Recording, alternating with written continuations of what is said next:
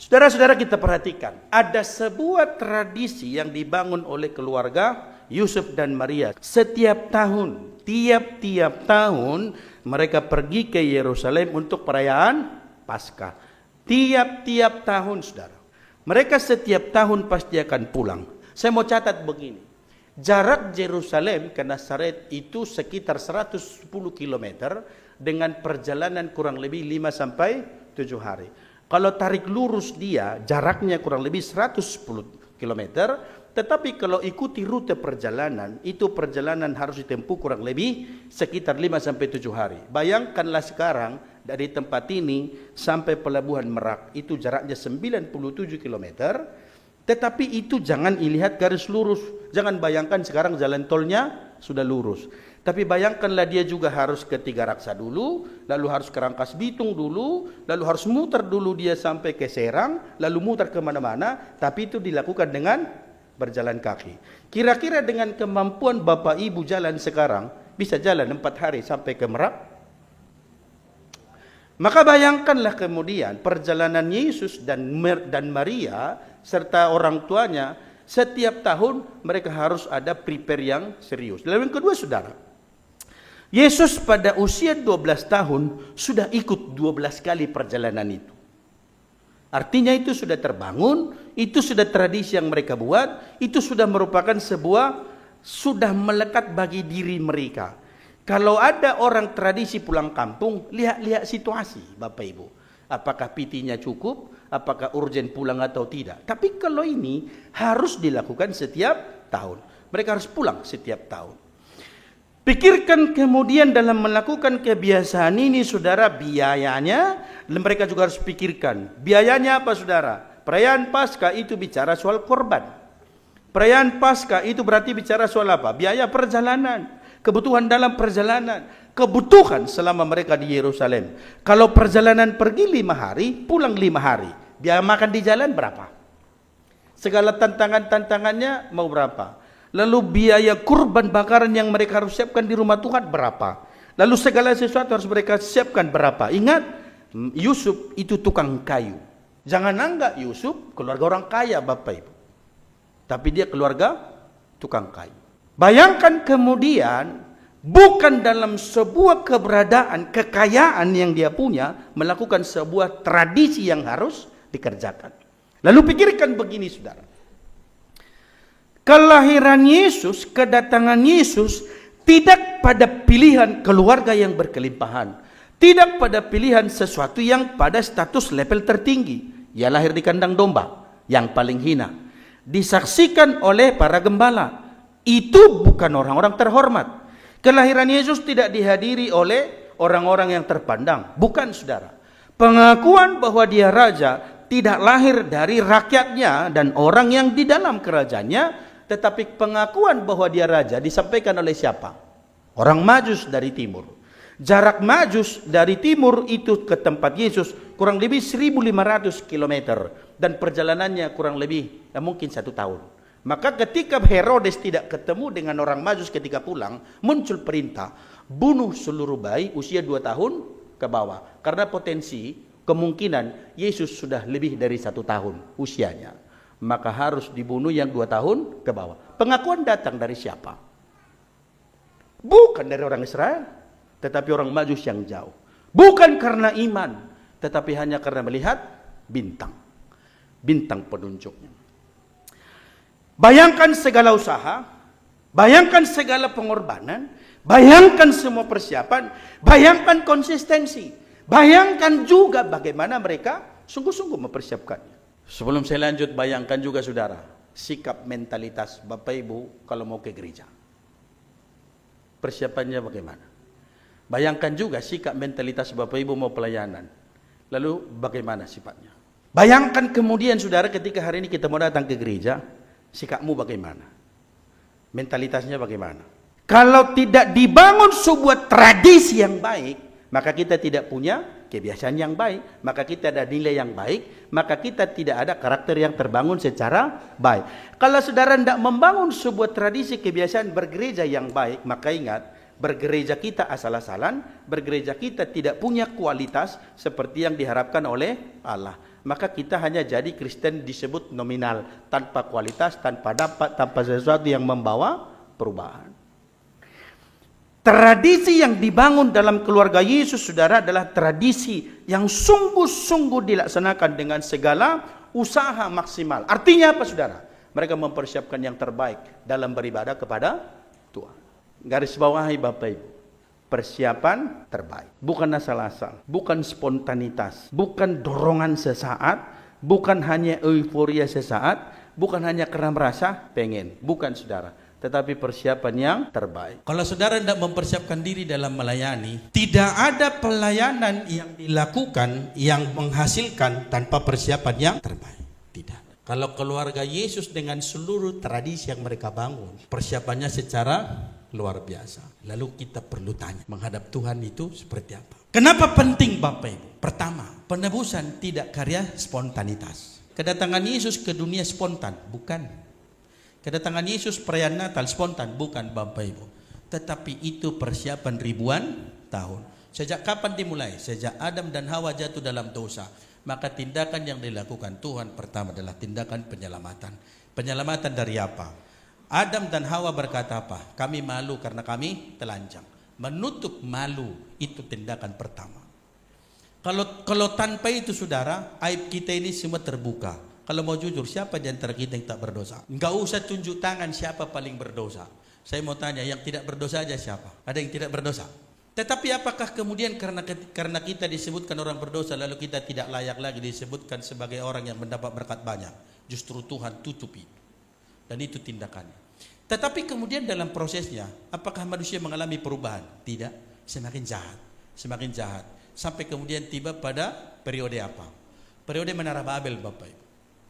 Lalu kemudian terserak. Sesudah itu kejahatan semakin merajalela. Sampai mereka mendapat raja. Sampai akhirnya hancur. Sampai akhirnya mereka juga harus menjadi budak untuk kedua kali. Apakah mereka semakin baik? Saya katakan tidak. Maka proses penyelamatan bukan tindakan spontanitas. Maka melayani jangan melayani secara spontanitas. Harus persiapan. Karena Tuhan mengasihi Bapak Ibu tidak spontanitas. Tetapi terencana, tetapi itu dilakukan dalam semua terencana, dilakukan dalam semua kesadaran bahwa Tuhan memberikan berkat itu secara detail, bukan tindakan spontanitas. Dan itu yang dilakukan Yusuf dan Maria dalam membangun tradisi mereka. Apa yang terjadi ketika Yesus berusia 12 tahun, saudara? Ini yang menarik. Pertama, saudara, kita lihat begini. Yesus pada usia 12 tahun, dalam tradisi Taurat dan Israel, mereka harus melakukan upacara yang disebut bar mitzvah. Bar mitzvah itu artinya adalah bahwa itu sebagai penegasan pengakuan kalau dia adalah anak hukum Taurat. Karena semua orang harus tunduk pada hukum Taurat. Upacara ini merupakan pengukuhan anak-anak Yahudi untuk ditetapkan secara agamawi dan adat istiadat Yahudi bahwa mereka adalah umat yang tunduk kepada hukum Taurat. Itu dilaksanakannya. Lalu dalam tradisinya Yesus harus naik pada usia 12 tahun itu, harus naik ke altar, lalu naik ke panggung, menghadap ke mimbar, lalu menerima hukum itu. Bayangkan sederhana begini. Ini dalam tradisi modern sekarang kita sebutlah ini peneguhan siri. Ketika dibuat tradisi itu, ditandailah dia dengan diberikanlah sebuah syal atau selendang yang ujungnya terdapat tali berpilih yang disebut dengan jumbai. Jadi, saya tidak tulis semuanya di sini. Jadi kalau mereka berdoa, ujung jumbanya itulah dipegang, lalu mereka di situ berdoa. Lalu adalah dikasih yang di sininya.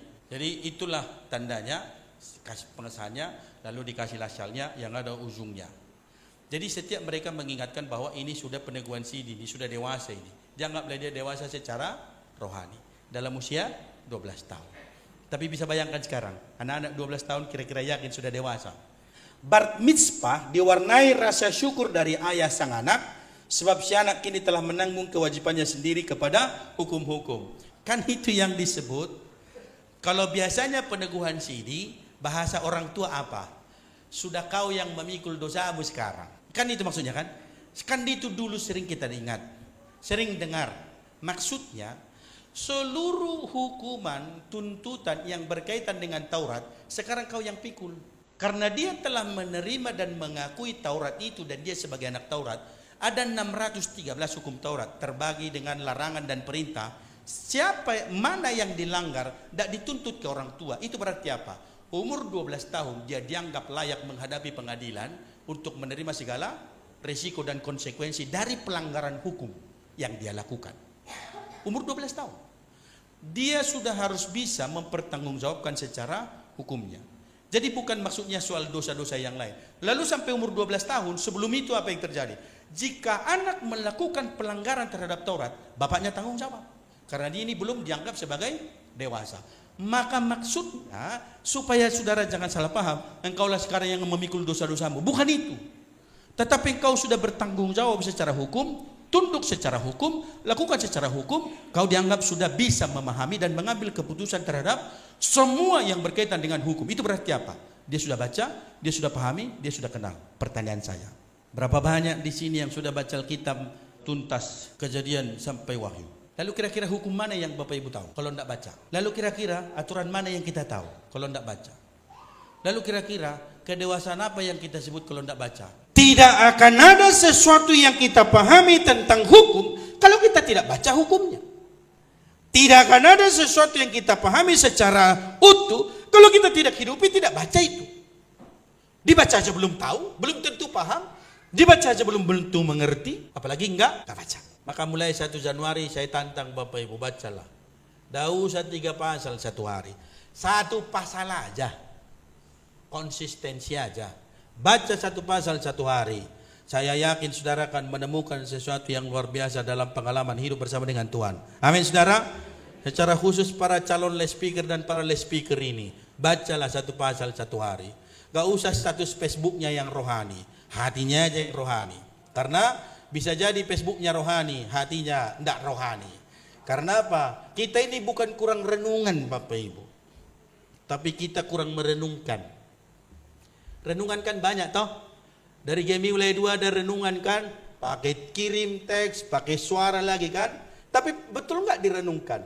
Saya khawatirnya tak direnungkan. Semua sudah dipikirkan mempermudah, tapi kita jadi anggap sepele.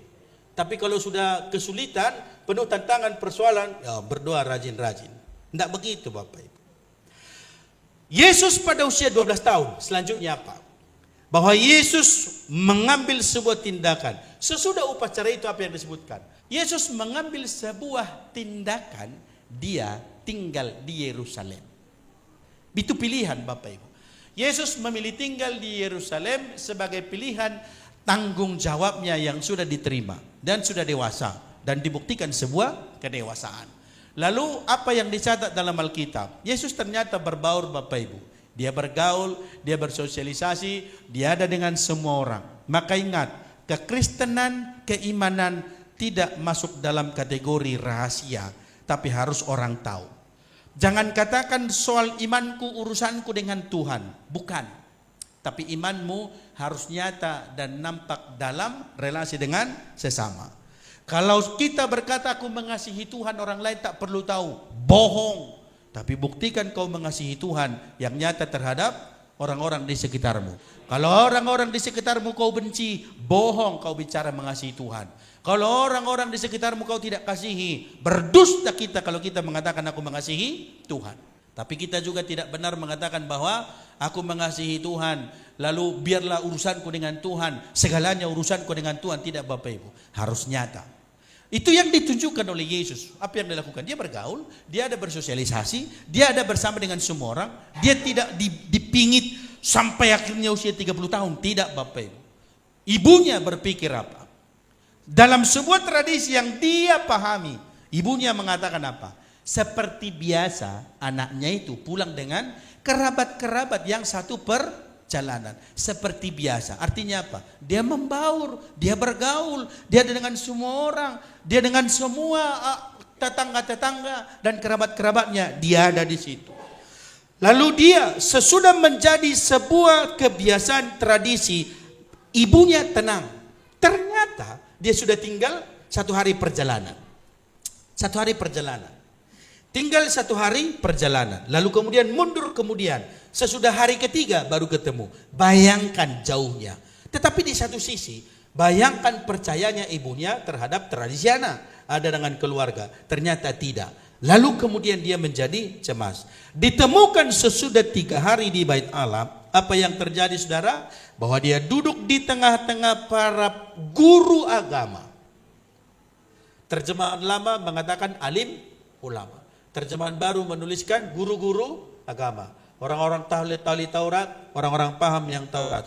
Sambil mendengarkan mereka. Dan Yesus mengajukan pertanyaan-pertanyaan. Lalu Yesus memberikan jawaban-jawaban terhadap mereka. Bisa bayangkan saudara. Dalam usia 12 tahun ada sebuah dialog yang betul-betul punya mutu kualitas. Karena apa? Sudah diajari. Sudah dididik sedemikian. Ingat, dari kecil sampai dalam tahap dia dianggap dewasa. Lalu apa yang terjadi saudara? Semua orang yang mendengar dia sangat heran akan kecerdasannya dan segala jawab yang diberikannya. Orang tua Yesus pun tercengang. Mereka menyampaikan kecemasan. Lalu mereka mengungkapkan sebuah kecemasannya. Nak, kenapa kamu melakukan itu? Saya fokus kepada pola ajar Maria. Saudara-saudara yang mau kita pelajari. Pertama, Yusuf dan Maria dengan taat, dengan disiplin dan bertanggung jawab mendidik Yesus dalam kebenaran firman sejak dini. Dia lakukan itu sejak dini. Kadang-kadang memang ironi. Kenapa saya bilang ironi? Gereja seringkali abai terhadap pelayanan anak-anak yang usia dini. Termasuk sekolah, banyak gereja tidak memberikan perhatian terhadap sekolah minggu. Padahal itu pondasi paling utama. Mudah-mudahan gereja kita semakin memberi perhatian terhadap sekolah minggu, terhadap guru-guru, terhadap fasilitas, terhadap apa yang dibutuhkan oleh sekolah minggu. Bukan cuma dewasa, tapi sekolah minggu. Pola ajarnya dilakukan dengan taat, dilakukan dengan disiplin, dilakukan dengan konsisten, dilakukan secara ketat dan secara luar biasa. Bahwa Maria dan Yusuf membangun kebiasaan, standarnya apa? Firman. Bapak Ibu, harus kita lihat, firman dan tradisi itu seolah-olah menjadi menyatu bagi orang Israel. Kita tidak akan bisa menemukan perbedaan dan pemisahan antara tradisi beragama dan tradisi kehidupan sehari-hari. Segala sesuatu berkaitan antara tradisi dan agama. Kalau dalam tradisi kita berbeda adat, berbeda agama. Masih dipisah. Ino molo dia cara huria, hamura keuluan kan gitu. Ale molo dia adat, baboru dapat ditai. Kan perlu manurung dapat ditai, gitu dibilang. Tapi kalau dalam tradisi ini tak ada pemisahan Bapak Ibu. Karena itulah hukum dan itulah yang dimasukkan ke dalam acara agama. Dan itu melekat, standarnya tinggi. Standarnya sudah ada pada level tertentu. Walaupun dalam semua tradisi agama ada tradisi, dalam tradisi semua orang ada standar-standarnya. Tapi ingat, standarnya adalah kebenaran firman. Yang ketiga, dalam perenungan ini saya menemukan saudara bahwa Yusuf dan Maria bertindak sebagai guru atas Yesus. Guru. Bapak Ibu bisa bayangkan kita sekarang jadi guru ngajarin anak-anak? Bapak Ibu menjadi guru buat anak-anak dalam mendidik mereka? Bapak Ibu harus mengajari mereka?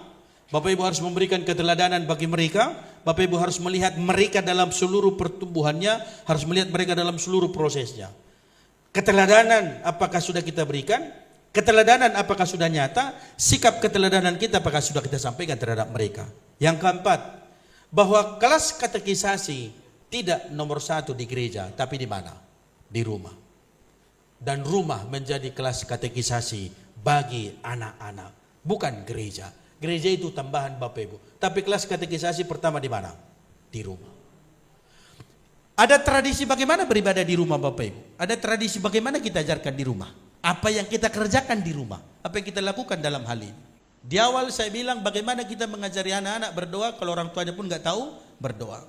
Lalu bagaimana kita berkata bahwa kita sebagai orang tua yang benar, kita pun tidak memberikan keteladanan bagi anak-anak. Jangan-jangan anak-anak kita lebih rajin ke gereja daripada kita orang tuanya.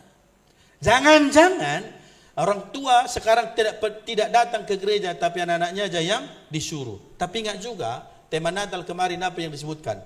Marilah kita. Bukan pergilah kamu. Tidak ada delegasi, tidak ada utusan, tetapi semua orang berkata, marilah kita. Marilah kita. Marilah kita. Artinya tidak ada yang tertinggal, tidak ada yang tidak hadir. Marilah kita menuntut sebuah respon. Kalau disebut marilah kita, semua orang harus memberikan responnya. Katakan amin. So kalau saya bilang, marilah kita bangkit berdiri. Bapak Ibu menolak atau taat? Bagaimana bisa kita jadi guru, tapi kita tak ikut di dalamnya? Bagaimana bisa kita menjadi guru, kita tidak melakukan apa-apa?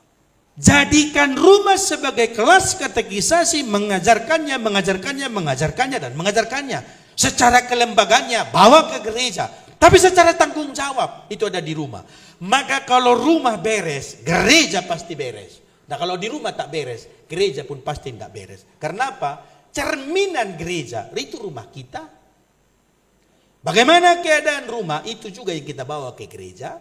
Dan bagaimana kondisi gereja, itu menggambarkan kondisi-kondisi jemaat-jemaat kita yang ada ini. Kalau di rumah kita tidak lagi didik, maka jangan harap dunia luar yang mendidiknya. Jangan harap, tapi harus dari rumah. Kalau di rumah dia tidak dapatkan didikan, lalu dari luar dapat didikan? Tidak. Harus rumah tempat segala kembali. Harus dibuat tempat rumah sebagai tempat di mana terjadi proses itu. Dan kalau kita sebut Gemi Sola Gracia sebagai rumah kita, maka harusnya saudara di tempat ini ada pemulihan.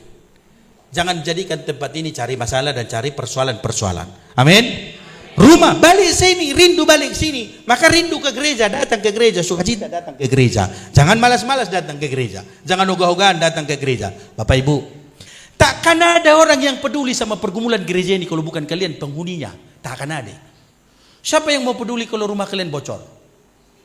Siapa yang mau peduli kalau kalian mengalami persoalan? Tetangga. Tetanggamu hanya akan tertawa, mengejekmu dan membuatmu gosip, bahkan membuatmu jadi bahan konten. Tengok tetanggaku, rumahnya bocor. Itu aja paling. Yang peduli apa? Ya kita. Kita yang peduli rumah kita. Dan mungkin yang lain. Walaupun banyak jemaat yang aneh sekarang. Maaf ya Bu ya, banyak jemaat yang aneh. Kenapa aku bilang aneh? Karena jemaat sekarang pekat telinganya mendengar kutipan-kutipan khotbah yang diedit-edit, itu ditangkap sebagai kebenaran. Sementara pendetamu yang memikirkanmu dari pagi sampai sore, yang bergumul tentang kehidupan keluargamu, yang berdoa terhadapmu, kalau dia khotbah enggak kau dengar. Yang tahu kebutuhan jemaat ini siapa? Ya pendetamu. Tapi kalau dia khotbah, sering kita tidak dengar. Tapi kalau ada kutipan khotbah yang diedit-edit, oh langsung dibagi ratusan kali, puluhan kali, sampai ke seluruh grup-grup WA. Langsung itu di-share. Emang kalian kenal dia? Kalian kenal pengkhotbah itu? Kalian tahu kehidupannya? Kalian tahu persoalannya? Tapi kalian kenal pendeta kalian? Orang kita dengar, yang bergumul dengan kita tidak anggap. Dan itu keanehan bergereja sekarang. Maka balik ke rumah. Gemi Sola Gracia rumah kita. Pulang ke sini, pulihkan di sini. Semua orang peduli ada di sini. Dan kita harus yang pertama peduli terhadapnya. Apa hasilnya? 1. Ketaatan pada firman memberikan kecerdasan sosial. Bahwa Yesus peduli terhadap sesama. Ayat 44. Yang kedua, kebenaran akan firman memberikan kecerdasan secara intelektual. Karena ia bisa bersoal jawab dengan guru-guru agama. Bayangkan para sarjana-sarjana teologi, anak umur 12 tahun bisa berdiskusi. Dari mana? Dari kebenaran firman. Di situ letak hikmat kebenarannya. Kecerdasan spiritual. Dia berkata apa? Mengapa kamu mencari aku?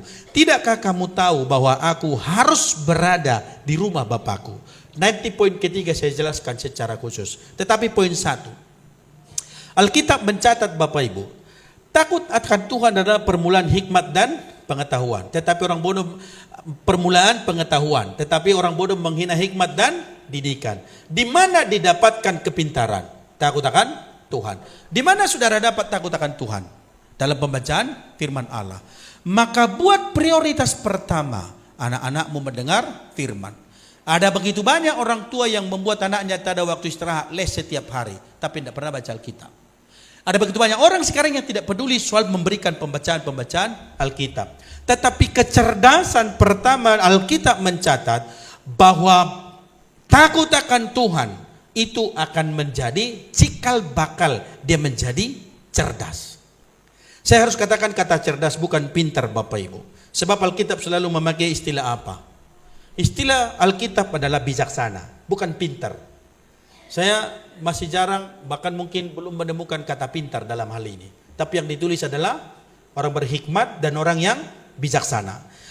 Orang yang bijaklah dia yang akhirnya kemudian yang menjadi kesukaan. Orang pintar salah kegunakan kepintarannya, maka ke para penjahat. Para penjahat itu orang-orang pintar Bapak Ibu yang salah gunakan, tapi dia bukan orang bijak. Maka bukan pada soal bagaimana pintar, tapi bagaimana soal anak-anak dan orang tua, semua kita yang menjadi yang bijaksana. Bagaimana caranya? Hidup dalam firman, hidup melakukan firman, belajar firman, dibenarkan oleh firman, diubah oleh kebenaran firman. Standarnya adalah firman. Maka Yesus katakan, mengapa kamu mencari aku? Soal standar kecerdasan rohaninya yang dia gambarkan apa? Sebuah pemaknaan yang disampaikan. Next. Mengapa kamu mencari aku? Tidakkah kamu tahu bahwa aku harus berada di dalam rumah Bapakku? Dalam satu sisi ini seolah-olah mengatakan tantangan dari Yesus terhadap Maria. Tetapi maknanya saudara semua katakan bahwa di dalam rumah Bapakku itu artinya adalah bahwa bukankah aku harus di dalam kebenaran? Tidak usah takut. Ketika aku dalam kebenaran, aku pasti dipelihara oleh Tuhan. Tidak usah takut ibu, karena dia sudah mengungkapkan kekhawatirannya. Nah, kenapa kamu lakukan ini terhadap saya? Bu, kamu nggak tahu kalau saya hidup dalam Tuhan, bukankah pemeliharaan Tuhan nyata? Kalau saya hidup dalam Tuhan, bukankah pemeliharaan Tuhan sempurna? Nah, kenapa kamu melakukan itu? Kami sudah pergi jauh. Lalu dia bilang, kenapa kamu menjadi cemas dan khawatir? Bukankah ketika tunduk kepada firman dia berjanji bahwa aku beserta denganmu? Maka dia katakan apa?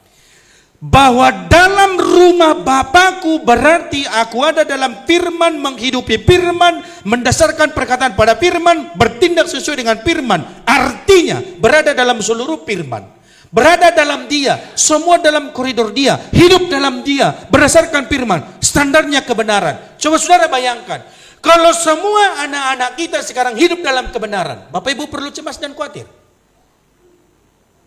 Kita tahu kualitasnya benar, kita tahu kualitasnya baik, kita tahu dia melakukan kebenaran. Bapak Ibu khawatir dia dalam pergaulan? Harusnya tidak, karena aku di dalam Bapa dan Bapa di dalam aku. Tidak ada yang perlu kau khawatirkan ibu. Ketika aku tahu, bu, ini sebuah kritik sebenarnya. Apa diketikkan? Bu, bukankah kau sudah ngajari aku 12 tahun ini? Bukankah sudah sampaikan pengajaran-pengajaran terhadap saya? Kau usah takut. Jangan pikiranmu yang kau buat menjadi seolah-olah kau harus cemas. Tidak usah. Kau sudah ajari saya sudah terima seluruh pengajaran. Dan bukankah saya harus hidupin itu? Dan pengajaran itu sudah saya hidupi. Saya di dalam firman, firman di dalam saya. Lalu kemudian dalam hal yang lain disebutkan, aku adalah firman itu, maka enggak usah takut. Tidak ada hal yang bisa membuat kita sekarang dalam keadaan tenang, sukacita dan damai sejahtera selain daripada hidup dalam kebenaran firman. Zaman ini sekarang menjadi zaman yang sangat menakutkan. Karena apa? Manusia menjadi ketakutan bagi sesamanya. Saudara kalau mau pergi kemana-mana, saya enggak yakin kita takut setan dan hantu. Tapi yang kita takutkan itu siapa? Orang, begal, pencuri, pemerkosa. Bahkan di Jambi ya, tahun ini bapak memperkosa 3 putrinya. Manusia tanpa kendali Tuhan, dia lebih buas dari binatang buas. Maka tidak ada yang bisa menggaransi relasi kita bertahan kecuali saudara takut Tuhan. Kalau tidak, kita akan hidup seperti politisi. Aku butuh, maka kau temanku. Aku butuh, kau temanku. Kalau sudah enggak butuh, kau musuhku. Kan itu yang dipertontonkan secara politik sekarang. Apakah begitu relasi dengan Tuhan? Bukan. Tetapi kasih yang mengikat semua. Manusia tanpa kendali roh, dia lebih buas dari binatang buas. Binatang buas enggak makan anaknya. Tapi ini, dia rusak anaknya. 3, 6 tahun, 11 tahun. Lalu anaknya mau berlindung ke siapa Bapak Ibu? Kalau bapaknya pun sudah menjadi serigala baginya, lalu dia berlindung di mana? Kalau keluarga pun sudah menjadi ancaman bagi dia, lalu dia mendapat perlindungan di mana? Tidak. Tidak ada tempat. Tidak ada tempat. Harusnya rumah tempat yang paling nyaman. Tapi di rumah dia mendapatkan ancaman. Mengerikan. Hidup dalam kebenaran itu berarti saudara memiliki kebenaran firman, bertumbuh di dalamnya, membuat firman bertumbuh sempurna secara intelektual, secara emosional, secara relasi, secara spiritual, serta kemampuan memahami kehendak Tuhan. Bapak Ibu, saya selalu bilang, saya tidak pernah berambisi anak saya harus juara 1, juara 2, juara 3. Tapi saya punya ambisi cuma satu. Nilainya setiap semester progresnya naik. Itu sudah sangat membanggakan buat saya. Progresnya naik. Tak harus juara 1. Karena saya tidak pernah menemukan juara 1 yang dijamin berhasil. Tetapi yang dijamin berhasil adalah mereka yang mengalami progres, pertumbuhan, perkembangan, progres bertumbuh, progres bertumbuh. Jadi saya tidak pernah mengajar mereka harus juara 1, juara 2, juara 3. Entah. Tapi ketika anak saya Felix lihat progresnya naik, tahun ini naik, tahun ini kemarin naik, lalu beberapa semester terakhir ini saya belum tahu kenaikannya. Semester yang lalu di akhir kelas 1 lalu naik. Sangat membanggakan juga buat saya karena itu di luar ekspektasi Bapak Ibu. Kenapa saya bilang di luar ekspektasi? Saya tahu anak saya anak pintar secara intelektual. Tapi proses belajar mutasi kami membuat dia mengalami banyak pergumulan kan. Menemukan ritme itu tidak mudah. Kami dari Tangerang pindah ke Mukomuko, dari Mukomuko pindah habis itu langsung Covid. Membuat proses sirkulasi itu bagi saya yakin buat dia tidak mudah. Tapi begitu sampai di tahap itu, saya bilang dia telah menemukan sesuatu yang harta yang tersembunyi dalam dirinya. Saya tidak pernah paksa dia harus, enggak saya pernah push supaya dapat juara A, juara B, enggak pernah. Saya enggak begitu. Tapi yang saya lihat dia progresnya semakin tahu, semakin paham, semakin mengerti. Itu aja cukup. Karena bapaknya pun tidak pernah juara 2. Nanti kalau dia temukan raportku, saya malah dibully. Untung ku sembunyikan rapi. Kalau sempat dapat kopi, bapak ibu pikir dapat larapannya. Ye katanya. Ku sembunyikan. Jangan sampai ketemu. Karena kalau aku dari dulu juara 1, kasih tujuan. No, kayak tengok no, kayak bapak no. Pintar dulu bapak. Saya kan pintarnya cuma matematika. Matematika dia dengan matematika saya sekarang berbeda. Kalau menurut guru saya, yang penting hasilnya sama. Menurut guru dia, jalannya harus ini. Nah, berantamlah kami gara-gara itu. Sejak itu dia nggak mau. Kalau ini bapak tidak usah ajari saya, mama aja. Sudah. Saya bilang saya pintar matematika, bagi dia enggak. Karena apa? Jalan kami berbeda. Guru saya bilang yang penting hasilnya sama. Banyak jalan menuju ke Roma. Kalau menurut guru dia pada waktu itu, enggak, harus ini. Salah jalan, salah dianggap. Sudah. Saya tidak ajari lagi. Yang penting dapat tujuannya. Nah itu aja sederhana. Saudara-saudara, hasilnya dia bertambah besar, Yesus bertambah hikmat dan dikasihi Tuhan dan dikasihi oleh manusia. Hidup dalam firman, saudara akan bertumbuh sebagai orang percaya semakin besar. Hikmat itu didapat dari kebenaran firman. Orang boleh pintar, tapi belum tentu bijaksana. Orang boleh punya IQ tinggi, tapi belum tentu dia bijaksana. Mereka bertambah hikmat, lalu hidup dalam kebenaran firman, memberikan mereka sebuah tanggung jawab dan kebenaran. Bagaimana respon kita, saudara? Apakah kita telah melaksanakan tugas tanggung jawab kita sebagai ayah dan sebagai ibu, sebagai pendidik, guru katekisasi, dan yang mengajarkan firman? Lalu pertanyaan yang kedua ini paling serius buat saya.